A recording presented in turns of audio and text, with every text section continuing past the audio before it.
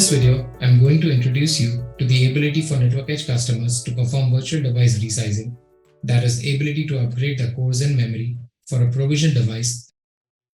Once you are logged in into fabric.equinix.com, go to the Network Edge menu and select Virtual Device Inventory. Select a provisioned device for which you want to upgrade the cores and memory. Next, you click Details and click on Edit under Device Details. Under Device Details, you can now see a new option that says Device Resources. Click on Device Resources. You will see a column named New is added that will display the new resource details, effective date, and pricing overview.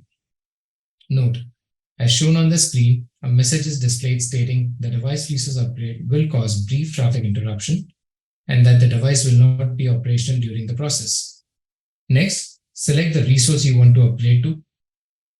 Column New is updated with the values of the resource selected, effective date, and pricing overview. After the order terms have been reviewed and accepted, you can click on Save Changes. Once you click Save, the status will be displayed as Device Resource Upgrade in Progress. The device status changes to Provision and upgrade status as Success after the device resource upgrade is completed.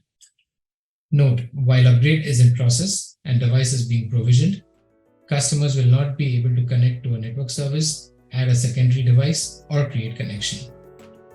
That completes this demo. Thanks for watching.